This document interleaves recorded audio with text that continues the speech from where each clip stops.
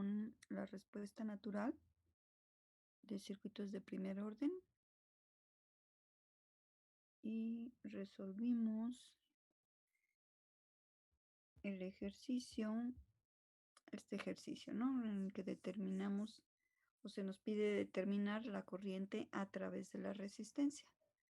Pero para determinar la corriente a través de la resistencia es importante que tengamos presente que la corriente en el inductor no debe cambiar instantáneamente. Por lo tanto, para poder analizar el circuito después de la conmutación, debemos de conocer las condiciones que tenía el inductor antes de la conmutación y que van a permanecer después de la conmutación por un pequeño instante. Ya después irá cambiando esa corriente, pero decimos en el instante justo después de la conmutación, consideramos esa corriente inicial, decimos la que tenemos antes y que en este caso, bueno, la determinamos como que era igual a la corriente de la fuente, que es la que nos va a quedar después y que hicimos por aquí la consideración. Aquí hablábamos de la corriente inicial, que en la forma general le llamamos una corriente y subíndice cero, y que decimos es el valor inicial de la corriente en el inductor. Entonces ya habíamos dicho esto de que después de la conmutación consideramos que es igual a la que está justo antes de la conmutación. Decimos, la corriente no cambia instantáneamente, por eso en ese pequeño instante y solamente en ese pequeño instante podemos considerarlo así, pero nos es de mucha utilidad saber cuánto es la corriente en ese momento. Entonces, eso es lo que usamos para el inductor y bueno, después de ahí se va a derivar lo que nos interese, en este caso la corriente a través de la resistencia. Entonces, por ahí escribimos esta ecuación. La I de T es la corriente a través del resistor e IL es la corriente a través del inductor.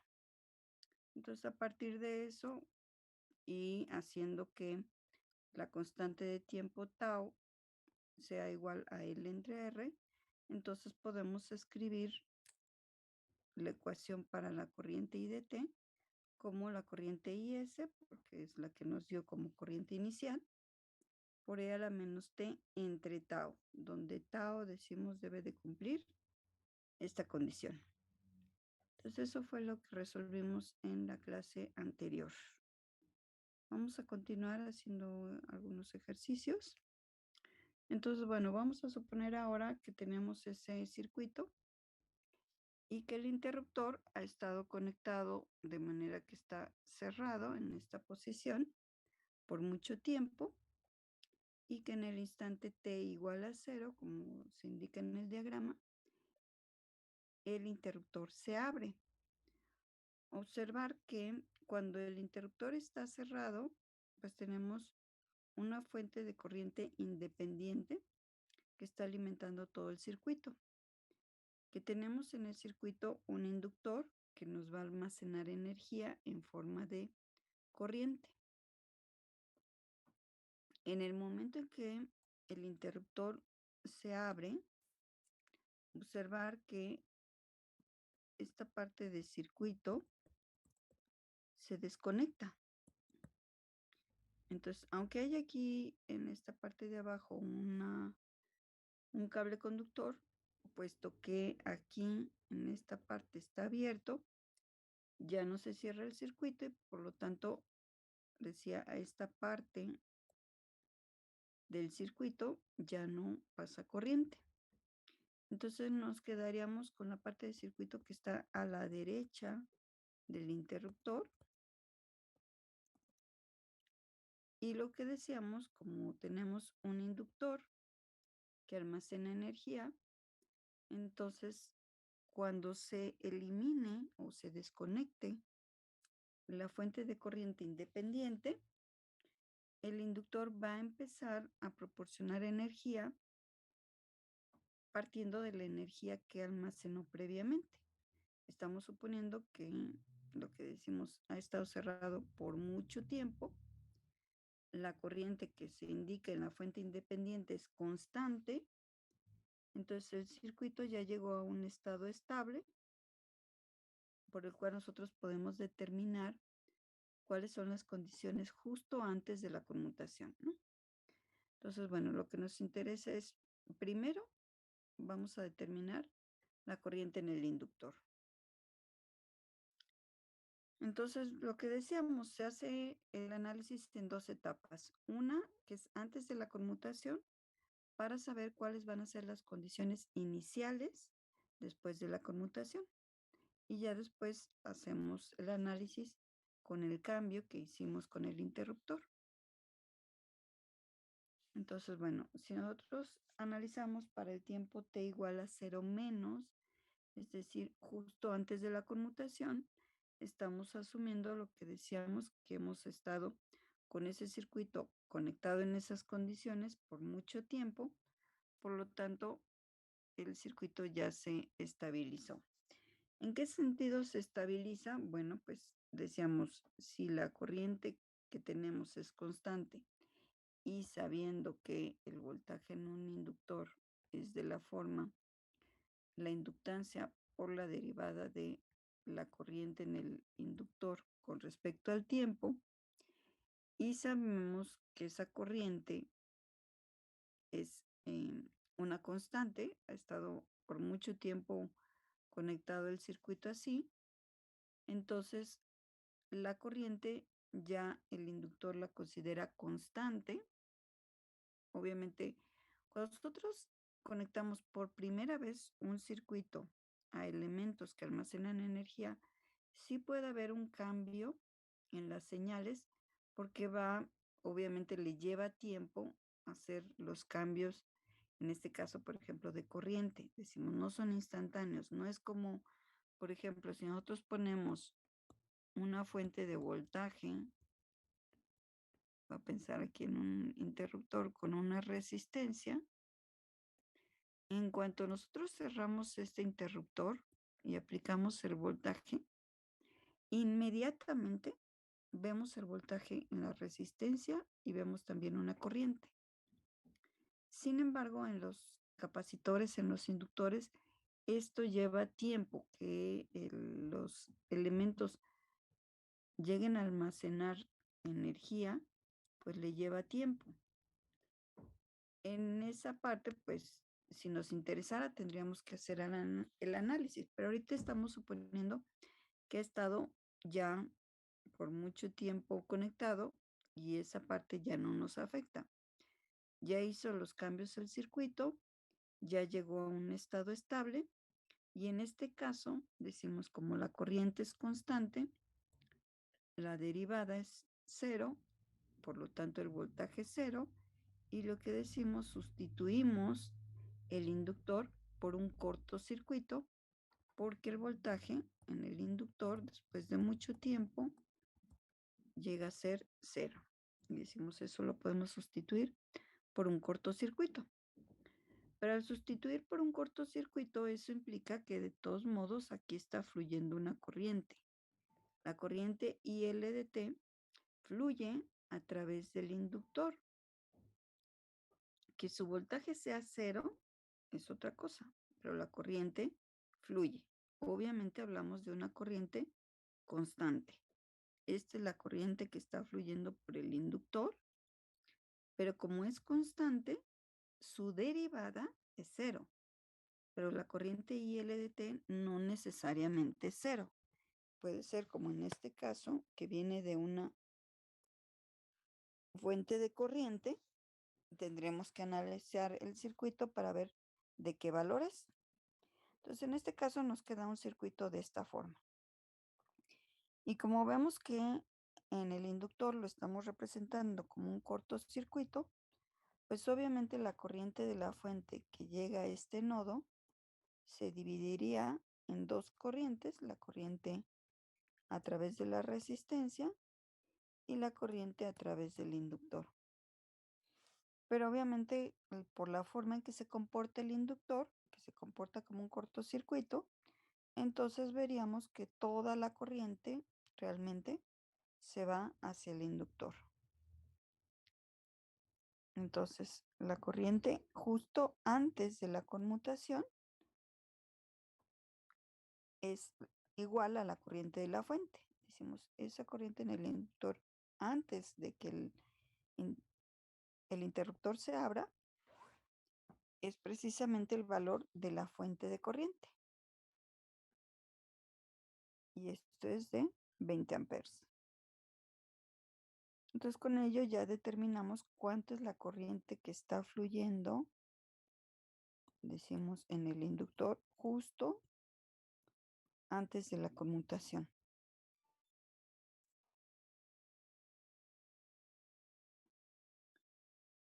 Entonces, si nosotros sabemos que la forma general de la corriente en un inductor es una corriente inicial, obviamente aplicamos esta expresión para respuesta natural, es decir, sabiendo que el inductor ya le fue aplicado energía, ya almacenó energía en forma de corriente, entonces podemos aplicar esta forma general de la corriente en el inductor, en donde tenemos la corriente inicial, lo que hicimos justo antes de hacer alguna conmutación en el circuito, y esa corriente se ve multiplicada por una función exponencial de menos t entre tau, donde ya sabemos que tau va a estar en términos de la resistencia y de la inductancia que estén involucrados. Ahorita vamos a ver cuáles van a ser. Entonces, en este caso, la corriente IL de t, si nosotros queremos evaluarla en el tiempo cero menos, entonces va a ser esa corriente que está justo antes de la conmutación por la exponencial de e a la menos t entre tau. Esta IL antes de la conmutación del análisis anterior, vimos que es la corriente I de la fuente de corriente. Y simplemente esa corriente se sustituye por e a la menos t entre tau. La corriente, la fuente nos está suministrando 20 amperes, por lo tanto, tenemos que la corriente IL de t nos queda 20 por e a la menos t entre tau y que tiene unidades de amperes.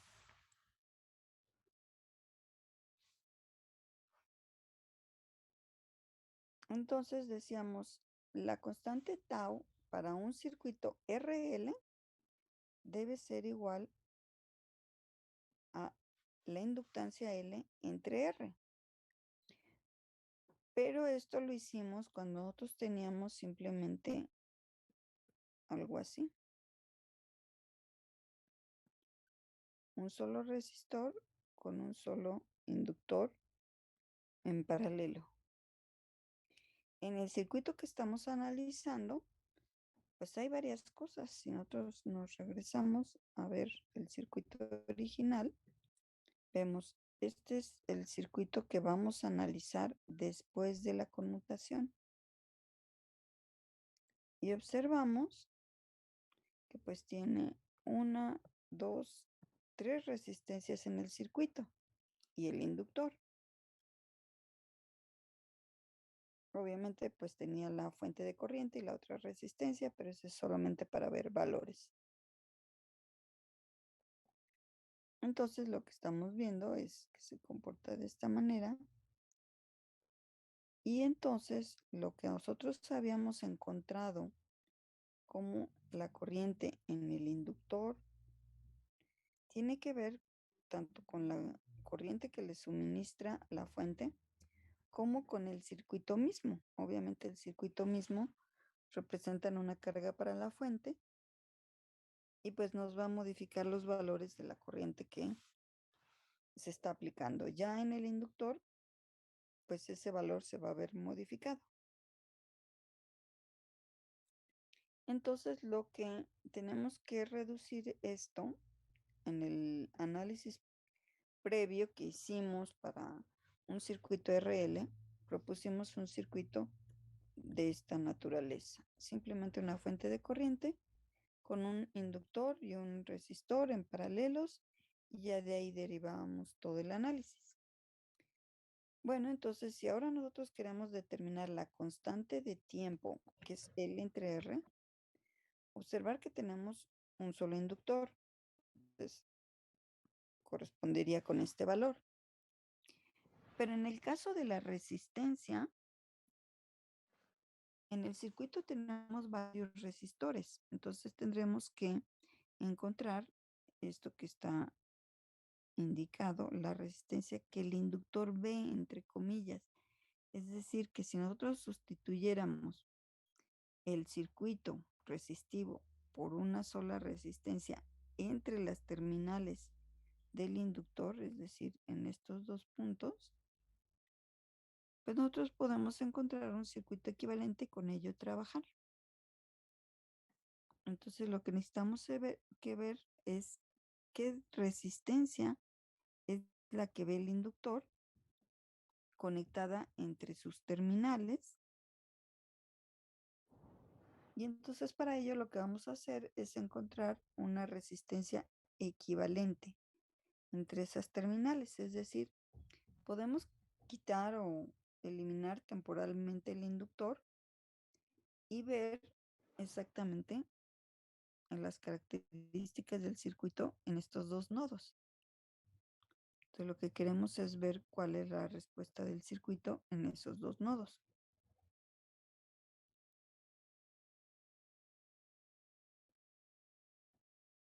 Bien, entonces en el circuito que tenemos originalmente, pues vemos este inductor conectado en estas terminales. Y si lo que queremos ver es cuál es la resistencia que el inductor ve, pues realmente esa inductancia, observar que sería el equivalente de carga que se vea en toda esta parte del circuito. Si nosotros podemos determinar cuál es la resistencia equivalente vista en los dos puntos donde se conecta el inductor, pues ya podríamos resolver el circuito. Entonces, si vemos lo que ahora ponemos en esta caja que se representa con una línea segmentada, cerrada, pues lo que necesitamos es encontrar cuál es la resistencia entre estas dos terminales y sustituirla como si el circuito estuviese así de simple formado y así de simple que podamos hacer el análisis. Entonces, no es necesario trabajar con todas las variables del circuito si nosotros encontramos el circuito equivalente. Bueno, entonces vamos por acá.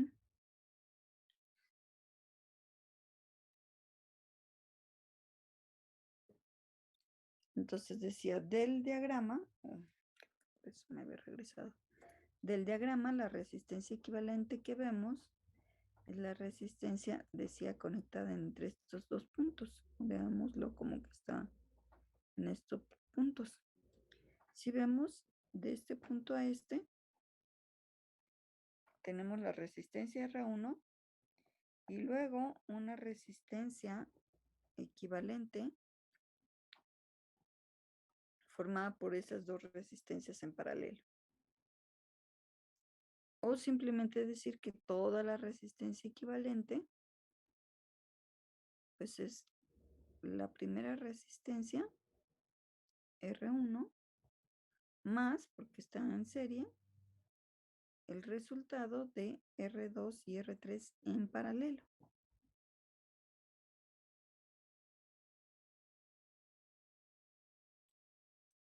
Entonces esta resistencia equivalente R1 es de 2 ohms, R2 es de 10 ohms y R3 es de 40 ohms.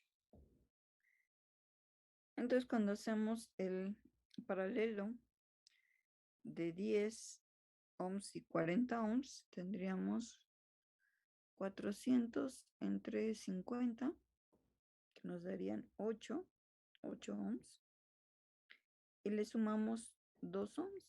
Bueno, pues nos queda una resistencia equivalente de 10 ohms.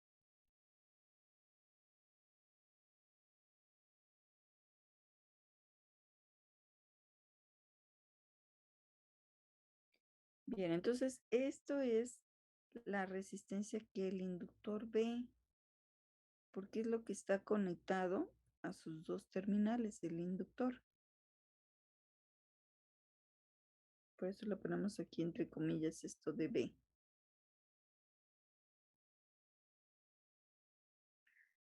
O que tiene efectos de una resistencia de ese valor.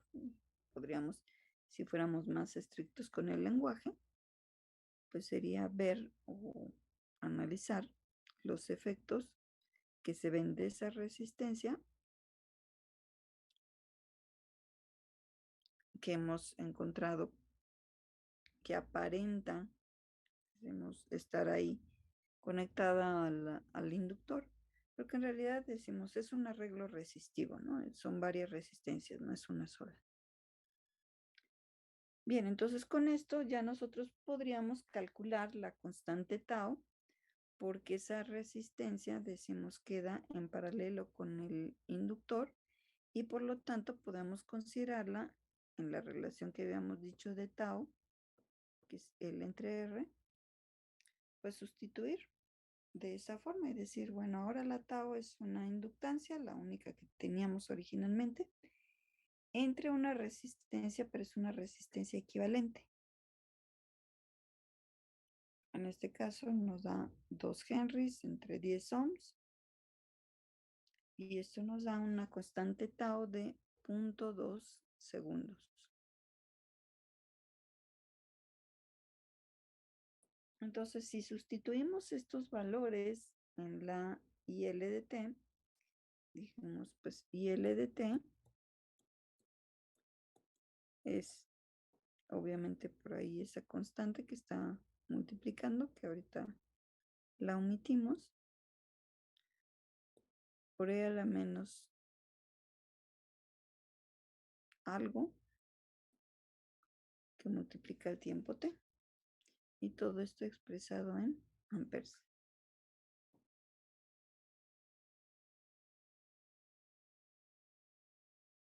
Bien. Entonces, al sustituir, decimos, ya habíamos determinado que la corriente inicial era igual a la corriente de la fuente, que en este caso son 20 amperes, que en la exponencial tenemos E a la menos T entre tau. Pero tau, al calcularla, nos dio este valor, 0.2 segundos. Como está dividiendo, realmente es 1 entre 0.2 segundos, pues lo podemos, digamos, simplemente transformar y nos quedaría E a la menos 5 por el tiempo T.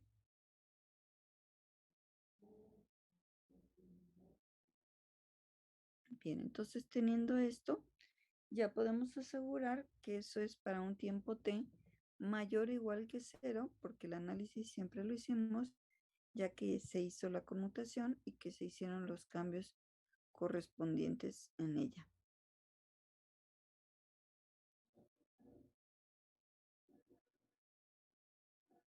Bien. Ahora, el siguiente paso u objetivo en este problema es ahora determinar la corriente I0 en cualquier instante t, cuando esa t tiene un valor que es mayor o igual a 0.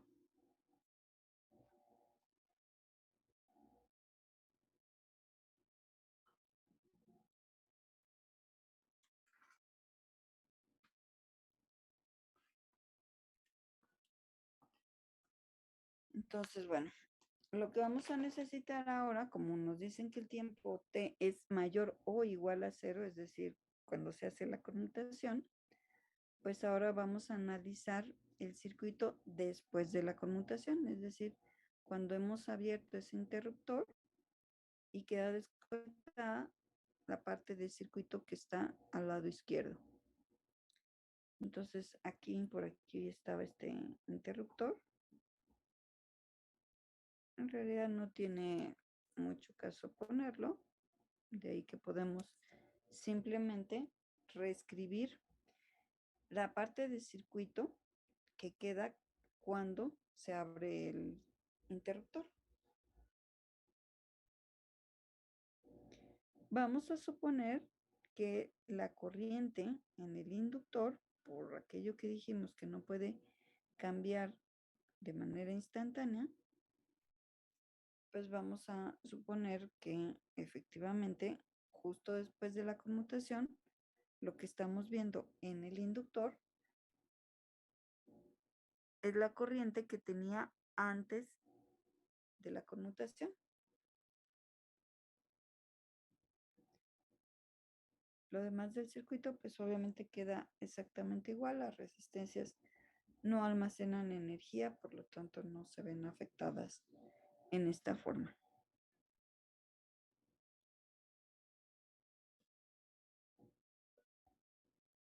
Bien, entonces de este circuito, observar que esto podemos decir que es la corriente IL en el tiempo cero menos, ya la determinamos.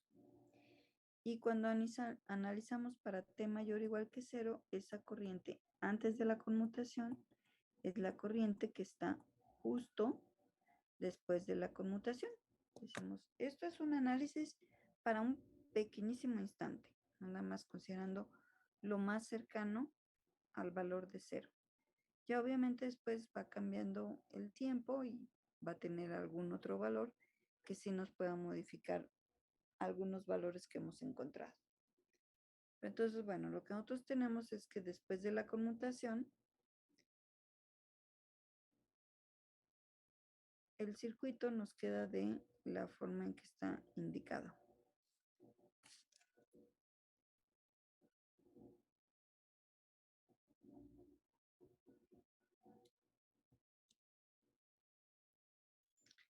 Entonces, si vemos, pues realmente esta corriente en el inductor va por aquí, llega a este nodo y de ese nodo se podría ir por dos caminos distintos, por la resistencia R2 y por la resistencia R3. Si la corriente I0 de T se indicó, se definió como la corriente que circula a través de R3 cuando está conectado, pues simplemente es analizar el circuito y determinar cuánto es la corriente que pasa por ese elemento. Entonces decimos la corriente IL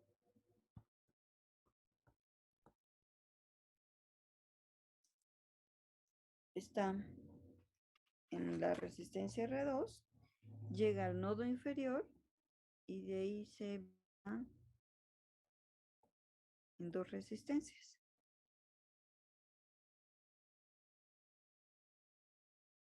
Entonces lo que queremos es determinar la corriente a través de R3. Pero observar que la corriente ILDT está entrando al nodo por la forma en que se nos indicó aquí. Y esta corriente pues tendería a salir de este nodo e ir hacia las resistencias R2 y R3. Entonces, si queremos determinar la corriente en la resistencia R3, pues es simplemente aplicar divisor de corriente. La corriente I0 de T va a ser la resistencia R2 entre R2 más R3 por la corriente IL de T.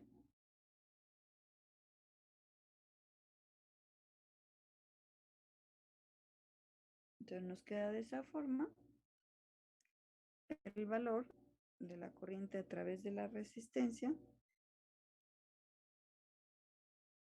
es igual a 0.02 no, perdón, 0.2 que multiplica a la corriente IL de T.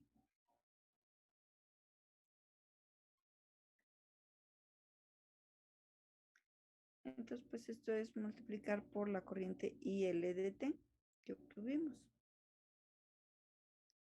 Esta IL de T ya la habíamos acá hecho. Es esta. IL de T es este valor.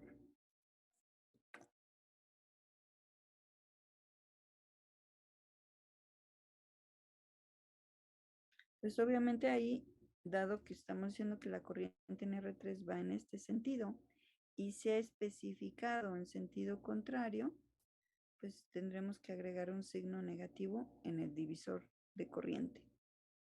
Pues aquí está el signo. Dada la conexión de las resistencias R2 y R3, tenemos que forma por R2 entre la suma de R2 y R3 y la corriente que se multiplica, que es la corriente IL de T. Pues sustituyendo los valores de la resistencia nos queda de esta forma.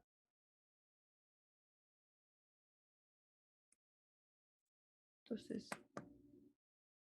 10 entre T, que sería un quinto, y un quinto es igual a 0.2.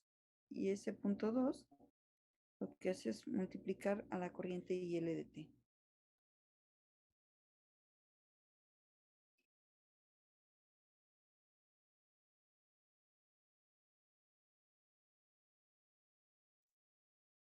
Entonces, ahí está, sustituido ahora, que decíamos este valor de 20 por E a la menos 5. Nos queda finalmente que la corriente I0 de T es igual a menos 4. Aquí tenemos un signo negativo por su magnitud. Pero como luego lo multiplicamos por 20, pues nos queda como 4. Y multiplica E a la menos 5T.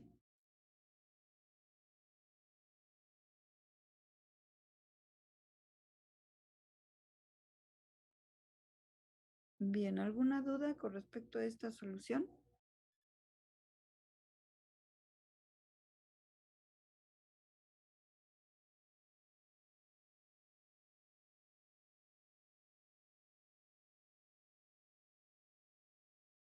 No, profesora. Ok, continuamos entonces. Ahora, el siguiente punto a considerar en este circuito es determinar el voltaje V0 de T para un tiempo también mayor o igual que 0. Ya determinamos la corriente, ahora vamos a determinar el voltaje de salida. Observar que el voltaje de salida es una función del tiempo. Como estamos usando una fuente, realmente nuestro inductor se comporta como si fuese una fuente, pero una fuente que con el tiempo va decayendo, va disminuyendo su valor de corriente. Entonces lo que vamos a hacer es en el circuito nuevamente determinar qué es lo que pasa después de la conmutación. Si nos regresamos, voy a regresar un poco al diagrama.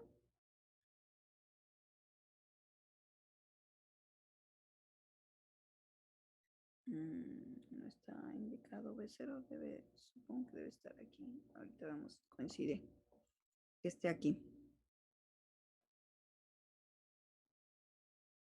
Estaría de esta forma.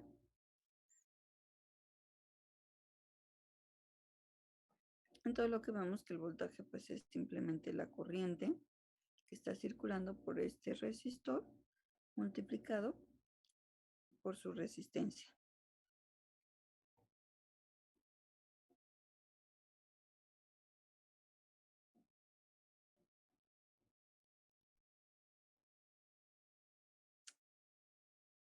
estamos aquí. Entonces, después de la conmutación, ahí está, ¿no? El voltaje de salida es la resistencia R3 por la corriente que circula a través de R3. Pues, sustituyendo los valores, la resistencia R3 es de 40 ohms y la corriente que calculamos, I0 de T, es 4 por E a la menos 5T.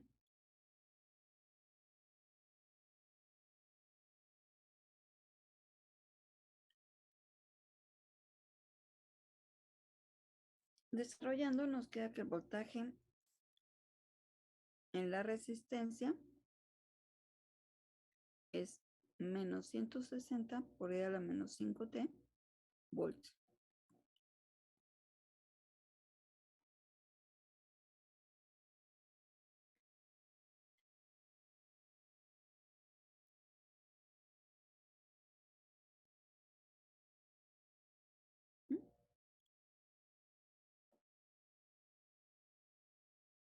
Siguiente problema que tenemos que resolver en ese mismo circuito es determinar el porcentaje de la energía total que se almacenó en el inductor, cuánta de esa energía pasa a la resistencia R2. Y aquí nos debe de quedar perfectamente claro que toda la energía en el circuito se debe exclusivamente a la energía que se almacenó en el inductor. No vamos a considerar lo que teníamos anteriormente. Decíamos probablemente, por ejemplo, qué es lo que nos está proporcionando energía al inductor. Vamos a suponer una fuente de algún otro circuito, qué sé yo. Y entonces, esa energía va a haber una cantidad que se almacena en el inductor. Y de esa energía, además, que se almacena en el inductor, ¿cuánto es lo que se disipa en R2? Porque vamos a ver que puede quedarnos que no toda la energía va hacia R2. Entonces, suponer que para determinar obviamente la energía, lo que necesitamos es primero determinar la potencia, para después, ya teniendo la potencia como una función del tiempo, podamos integrar para obtener la energía total. Entonces, la potencia en la resistencia estaría dado por el voltaje que tenemos en la resistencia elevado al cuadrado entre R2.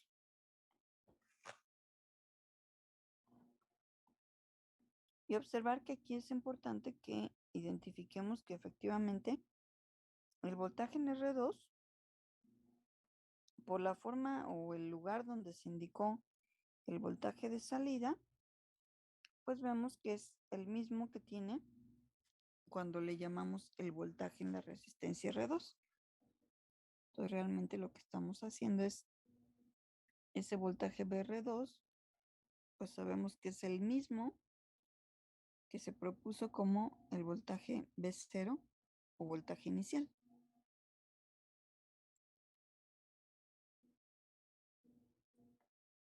Si sustituimos, bueno, primero revisamos este voltaje B0 de T, de dónde viene, lo aplicamos en el problema general, llegamos a obtener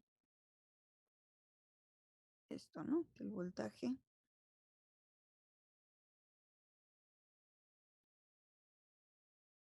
que tenemos, el voltaje de salida, pues está dado de esta forma, ¿no? Lo que decimos, un voltaje inicial que se dio justo antes de la conmutación y que permanece después, que es 160. Esto porque decimos el voltaje de salida lo vemos como una resistencia R2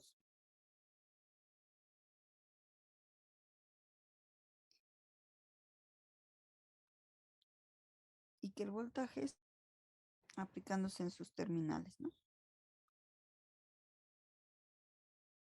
Entonces tenemos que el voltaje de salida, su valor máximo es 160 y que después tiene una caída de potencial de E a la menos 5t. Sustituyendo nos queda que la potencia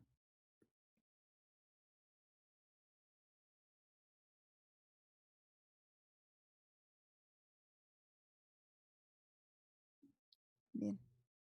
Entonces ya obtuvimos observar que aquí no lo indiqué, recordar que son potencias instantáneas que quedan obviamente dependientes del tiempo.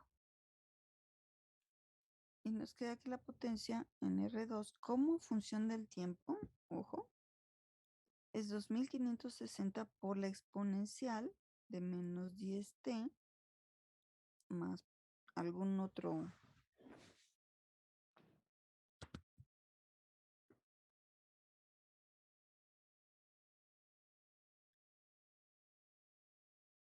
que tengamos, si es que tuviera, pero en este caso nada más tenemos evaluado en esta parte el tiempo. Nos queda entonces la potencia instantánea, que si queremos evaluar en algún tiempo en específico, ya tenemos una expresión de la potencia como una función del tiempo. Entonces, pues ya sustituiríamos tal vez, por ejemplo, un instante t que sea 3 milisegundos. Bueno, pues sustituiré y tendré 2560 por la exponencial de menos 10 por los 3 milisegundos. Y lo de ese exponencial multiplicado por 2560 corresponderá a la potencia en R2. Bueno, pero decimos, este realmente es un resultado intermedio. Lo que buscamos es la energía que estamos disipando en la resistencia. Entonces, ya determinamos la energía, perdón, ahora nos vamos a calcular la energía, donde sabemos que la energía lo que hacemos es aplicar la integral de la potencia en donde nos interesa encontrar esa energía. Le decimos es integrar la potencia en R2. Esto como función del tiempo, decimos esto es función del tiempo, es lo que obtuvimos, 2560 por E a la menos 10t, con unidades de watts. Y a la integral desde 0 a infinito, porque decimos es a partir de que hacemos la conmutación del interruptor, es decir, lo tomamos como 0 tal cual, el 0 más, pues prácticamente lo podemos considerar 0 porque es un infinitesimal, ¿no? Es una cosa de nada después de la conmutación. Entonces, bueno, lo podemos aproximar a que nuestro límite inferior es 0, es decir, partimos en el momento en que se hace la conmutación y nos vamos al infinito porque lo que queremos es determinar el porcentaje de energía total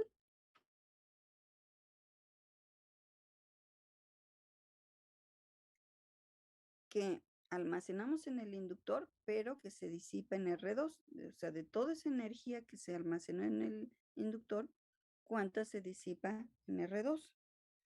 Entonces, como esperamos que esa señal en algún momento se acabe, pues sabemos que eso va a suceder al infinito, ¿no?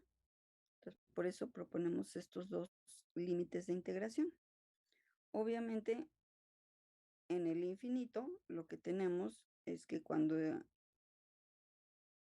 integremos esta señal, que nos va a quedar también como una función exponencial y una exponencial que decae, pues sabemos que este exponencial pues va a tender a 0 cuando evaluamos en infinito.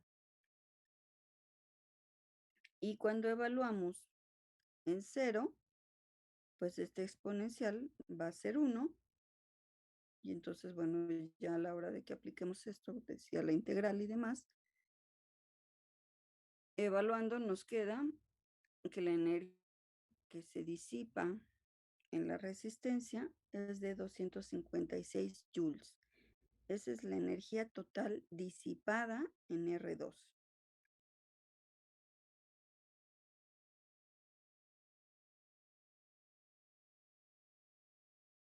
Bien. Ahora, si nosotros quisiéramos, de hecho lo tenemos que calcular porque debemos determinar el porcentaje, lo que estamos interesados es el porcentaje. Aquí ya obtuvimos cuánto se disipa en la resistencia, pero queremos el porcentaje. Esa energía que disipó en la resistencia, ¿qué porcentaje es de la energía total que se almacenó en el inductor? Entonces también tenemos que conocer cuánto es la energía que se almacenó en el inductor para poder sacar ese porcentaje. Entonces la energía en el inductor, pues también vamos a utilizar ahora la forma general. Recordar que esta forma general va a considerar la corriente en el inductor al cuadrado por la inductancia y a eso le sacamos un medio. Ya habíamos hecho todo el análisis de qué nos da esto cuando queremos determinar la energía en el inductor. Y decimos, ya utilizamos la forma de manera directa. Entonces, si nosotros evaluamos en t igual a 0, que es cuando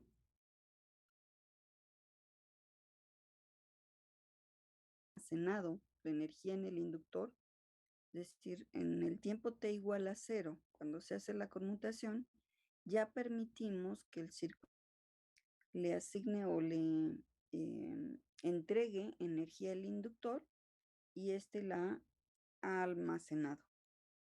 Entonces, en el tiempo t igual a 0, si nosotros evaluamos, tendríamos pues esta energía evaluada en el tiempo 0 va a ser un medio del inductor por la energía en el, perdón, la energía, la corriente en el inductor en el instante 0. Y eso lo determinamos cuando hicimos el análisis antes de la conmutación. Esto corresponde a la corriente en el tiempo 0 menos. La corriente en el inductor en el tiempo 0 menos encontramos que era los 20 amperes.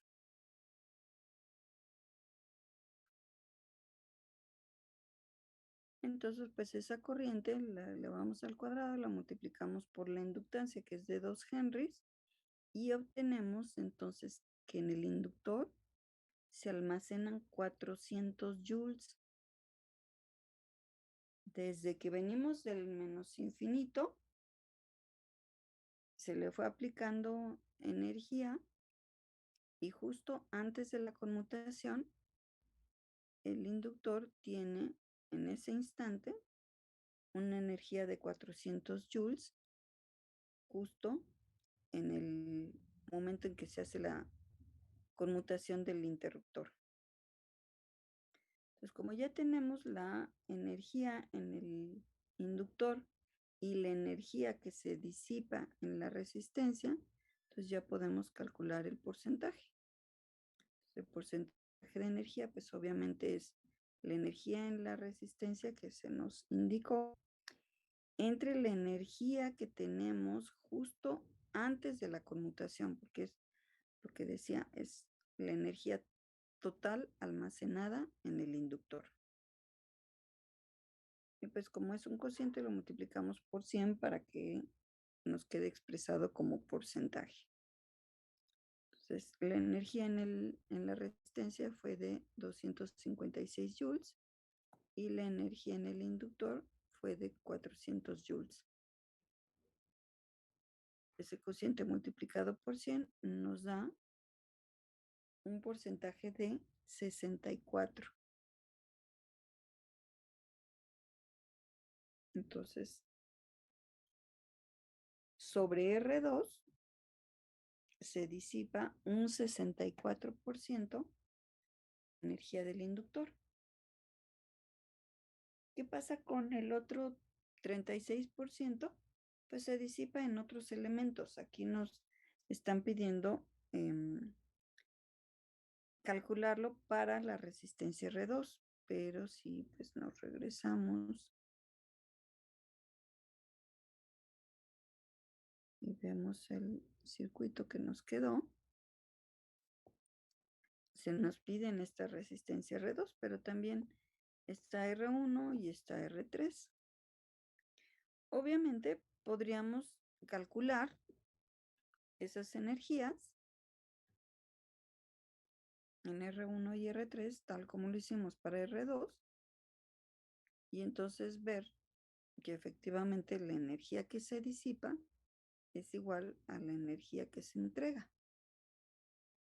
Entonces, para cada uno de los otros resistores, haríamos un procedimiento similar, calculando para cada uno de ellos, por ejemplo, su corriente, qué corriente tienen,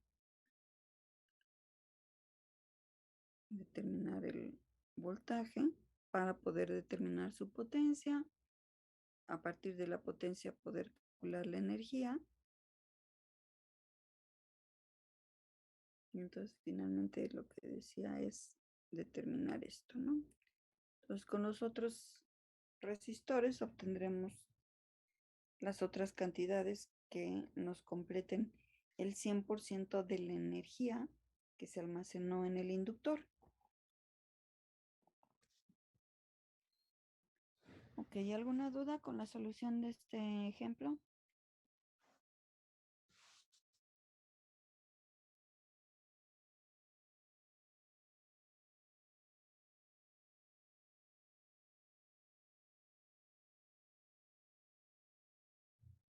Bueno, entonces continuemos.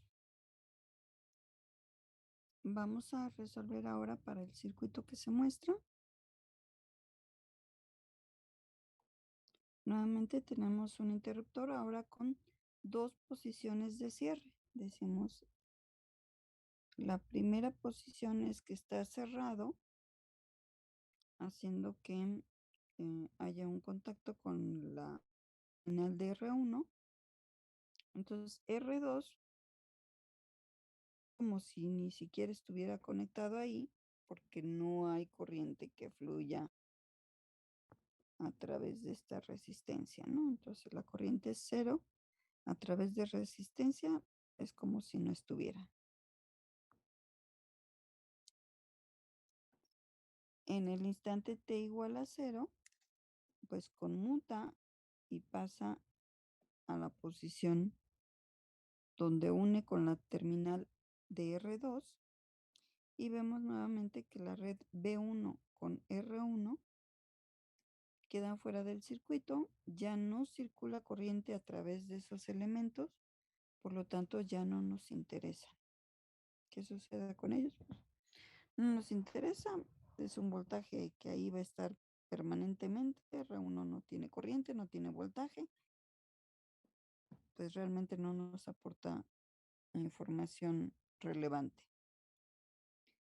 Cuando cerramos el interruptor en la otra posición, vemos que en todo este circuito tenemos un inductor que estaba conectado antes de la conmutación y que por lo tanto almacenó energía. Cuando cerramos el interruptor, nos queda ese inductor con 4 resistencias.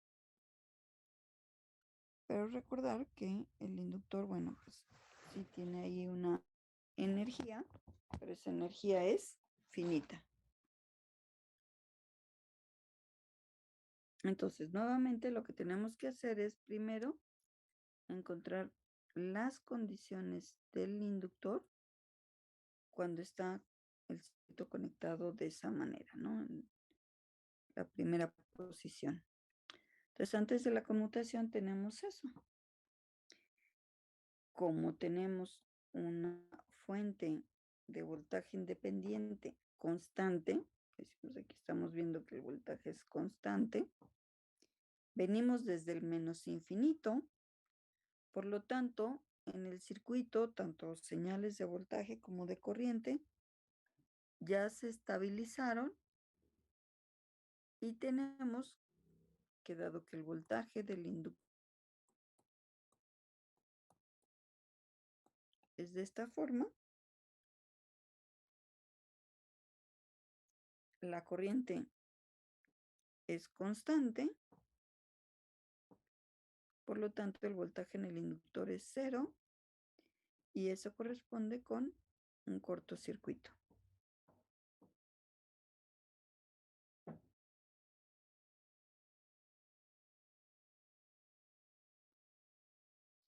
Bien, entonces, como el cambio en la corriente es cero, el voltaje es cero y por lo tanto podemos ir el inductor por un cortocircuito. El interruptor, bueno, pues también lo vemos como un cortocircuito, es una línea que permite el paso de la corriente, no hay nada que considerarle al interruptor, al menos en este análisis que estamos haciendo de los circuitos eléctricos. Entonces, observar que en estas condiciones se va a establecer una corriente en el inductor y esa corriente pues va a hacerse constante, se comporta como un cortocircuito y en este caso, por ejemplo, se comporta como un cortocircuito, pero está en serie con una resistencia. Entonces, la corriente en el inductor pues es la misma que pasa por R5. Entonces, aquí hay una corriente de inductor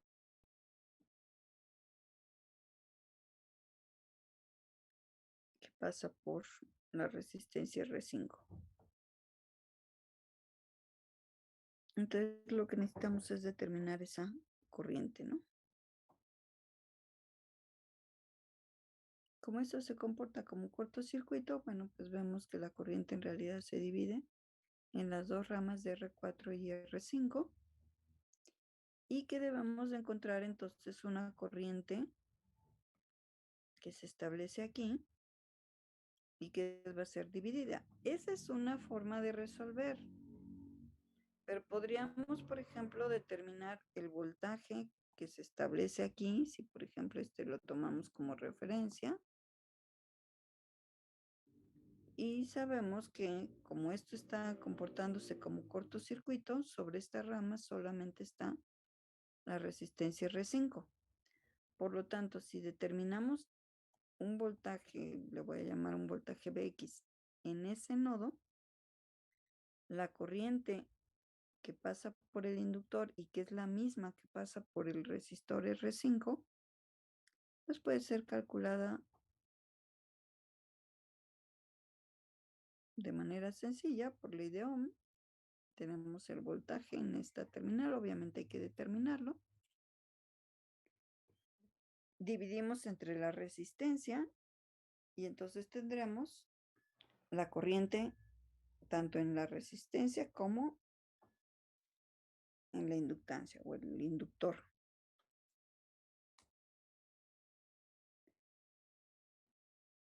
Entonces, bueno, lo que decía, bueno, este voltaje Bx, si vemos, si elegimos esto como referencia, el voltaje que vemos en este nodo, pues es este voltaje, pero obviamente con un signo menos porque la polaridad le estamos poniendo más hacia donde estamos eligiendo.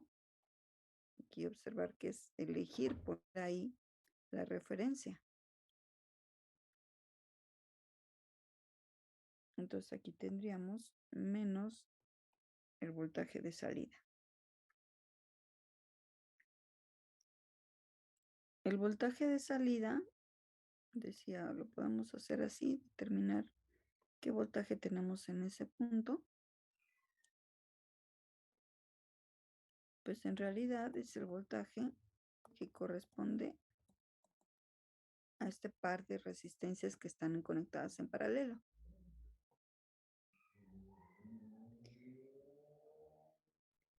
ese par de resistencias en paralelo, R4 en paralelo con R5, al dividirse entre la resistencia serie total, pues es tomar R1, R3 y el paralelo de R4 y R5.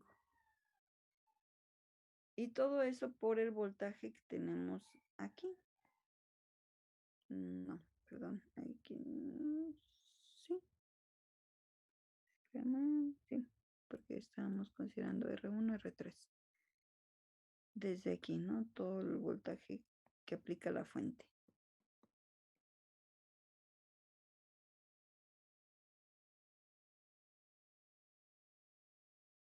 Bien.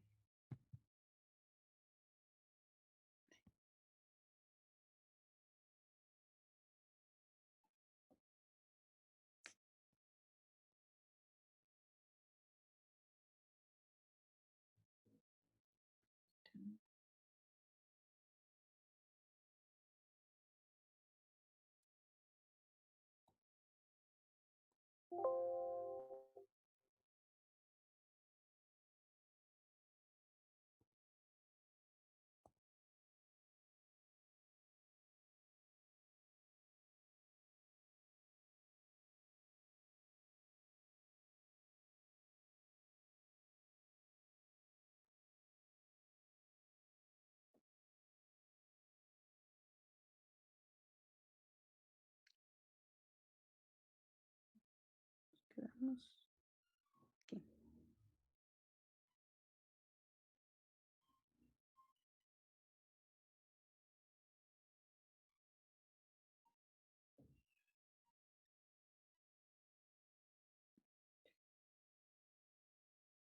Estamos aquí. Ahí estamos. El paralelo de R4 y R5 con la suma de R1 y R3. Pero observar que como queremos la polaridad de esta forma, como está aquí, normalmente nosotros en un divisor de voltaje con esta fuente, con esta polaridad, diríamos el voltaje se distribuye de esta forma y tendríamos sobre R4 una polaridad así. Pero como el voltaje de salida ya está indicado, la forma en que se medirá, es decir, la polaridad que se le asignará, pues tendremos que considerar eso en el divisor y por eso estamos teniendo aquí un signo negativo. Eso es lo que nos divide al voltaje del independiente B1. Y bueno, si le asignamos los valores, nos queda que el voltaje B0 antes de la conmutación es de menos 80 volts.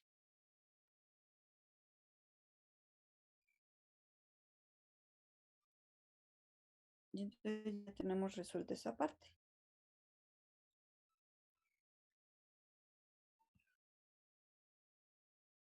Ahora bien, ya teniendo el voltaje podemos determinar la corriente, decíamos, porque sería ese voltaje que tenemos B0 dividido entre R5 nos daría la corriente en el inductor porque están en serie. El inductor y R5 están en serie. El inductor nos está, al comportarse como un cortocircuito, lo que nos está proporcionando realmente es una resistencia. En sus terminales tenemos una resistencia cero. Por lo tanto, decimos la corriente que tenemos es simplemente el voltaje visto en ese nodo entre la resistencia R5, porque sería la única resistencia que tenemos en esa rama ya. Entonces, sustituyendo los valores de 80 volts, o bueno, menos 80 volts, observar que aquí hay que mantener el signo. Este signo es de la relación que encontramos. Aquí sigue. Y luego lo dividimos entre 10 kilo ohms. Y esto nos da los 8 miliamperes que van a ser nuestra corriente inicial.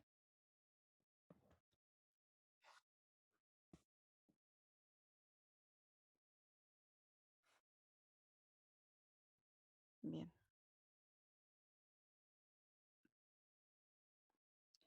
Entonces, ahora hacemos el análisis después de la conmutación. Ya sabemos cuál es nuestro valor de corriente inicial en el inductor y lo vamos a utilizar en el análisis después de la conmutación. Después de la conmutación podemos omitir la otra parte del circuito que queda el interruptor y dejar con el interruptor cerrado en la otra posición, pues lo que nos quedó del circuito, visto desde esta forma, ¿no?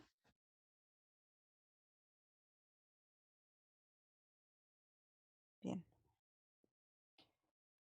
Nuevamente, la corriente que nosotros tenemos en el inductor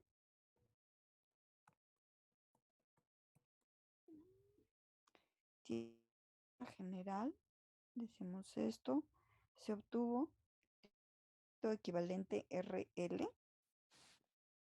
Entonces la corriente en el inductor es una corriente inicial, es decir, que corriente ya había en el inductor antes de la conmutación. Y esto es la corriente I0 que ya por ahí la calculamos. Pero esa corriente va a decaer y lo va a hacer con una exponencial de menos t entre tau.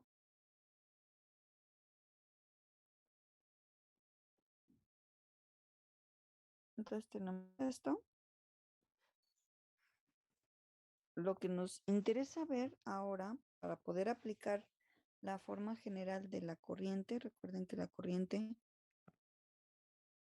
en el inductor es una corriente inicial por E a la menos t entre tau, donde sabemos cómo debemos de usar la constante tau. Entonces, pero esta constante tau, dijimos, nos queda como, perdón, L entre R. Por lo cual requerimos determinar la resistencia, pero este resultado lo hicimos a partir de un circuito que solamente tiene una resistencia en paralelo con el inductor. Entonces, bueno, pues este circuito, si lo vemos, pues sí tiene varias resistencias, pero en las terminales del inductor nosotros podríamos encontrar una resistencia equivalente. Esto es ver el circuito de esta forma.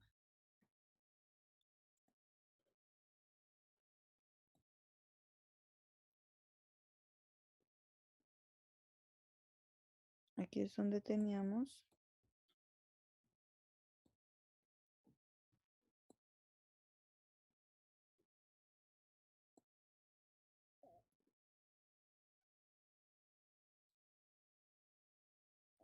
lo que queremos es ver qué resistencia ve el inductor. Entonces, si lo vemos, bueno, pues tenemos aquí R2 y R3 están en serie. Aquí se están sumando. Luego esa resistencia serie queda en paralelo con R4. Aquí está en paralelo con R4 el resultado de R2 más R3. Y finalmente, esa resistencia que nos quedaría en esta parte va a quedar en serie conectada con R5. Entonces, le sumamos la resistencia R5, dándole los valores que corresponden.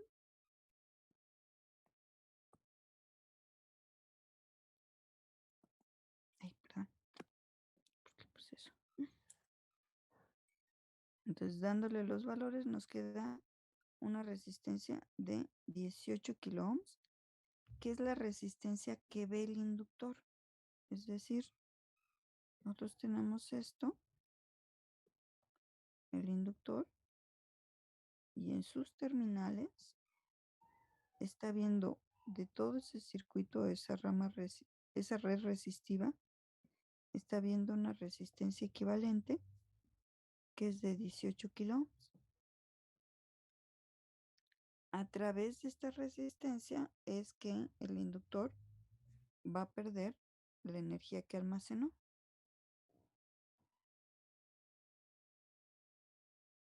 Entonces, la constante de tiempo que tenemos es la inductancia entre la resistencia equivalente, los 72 milihenries de la inductancia, entre la resistencia equivalente, que son los 18 kiloohms. Y esto nos da una constante de tiempo de 4 microsegundos. Y decíamos aquí es muy importante que nos quede claro que hablamos de resistencia equivalente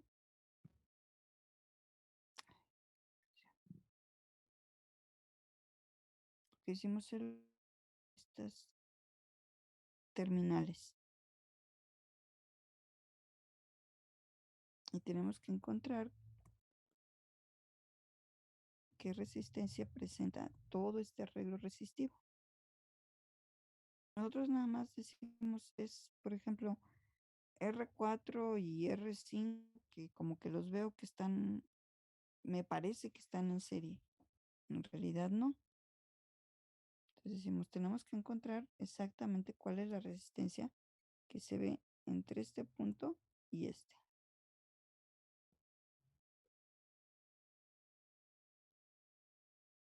Entonces, bueno, nos quedó que la constante de tiempo es de 4 microsegundos, sustituyendo en la forma general de la corriente.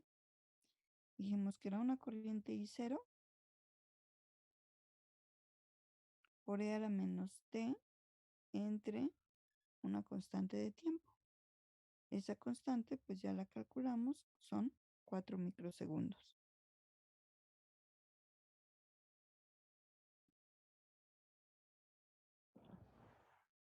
Pero esa es nada más la corriente en el inductor. Ahora lo que queremos es determinar una corriente I0 de T. Voy a regresar al circuito.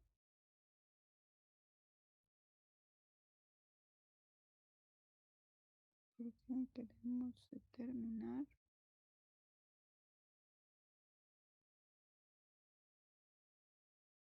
queremos encontrar el voltaje V0 de T. Pero para encontrar el voltaje V0 de T necesitamos saber cuál es la corriente que pasa por esta resistencia R4.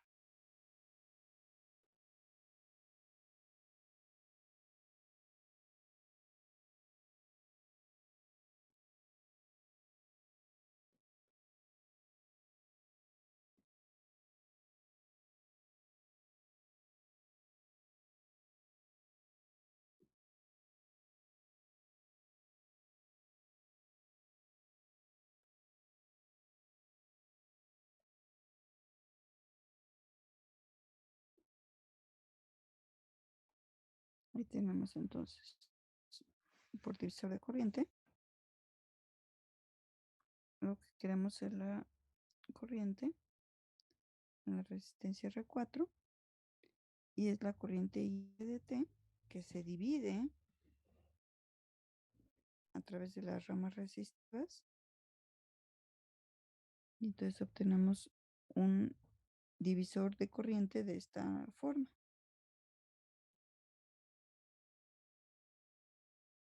Sustituyendo los valores, nos queda en estos observar que esté entre tau y tau fue de 4 microsegundos. Encontrando el valor que tenemos aquí en este cociente, pues ya podríamos dejar ahí, obviamente, por el 8 que tenemos acá, y nos queda 1.6 por e a la menos t entre 4 microsegundos.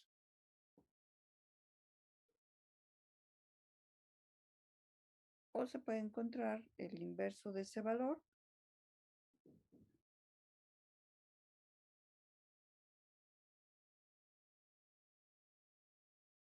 El valor de 4 microsegundos y sustituirlo como t por ese valor, ¿no? Ya que ya tenemos la corriente y cero, habíamos dicho que el voltaje en R4, que es ese voltaje V0, pues no es más que la corriente inicial por la resistencia R4. Sustituyendo los valores nos queda el voltaje que se nos pide encontrar es de 64 por e a la menos t 4 microsegundos.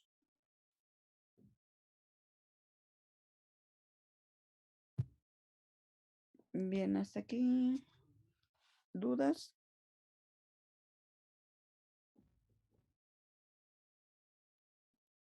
Creo que nada más será eso que tenemos que hacer para el voltaje de salida. Sí.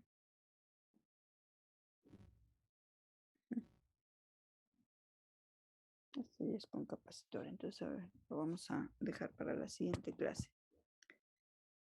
Ok. ¿No hay dudas con respecto a esto? No, profesora.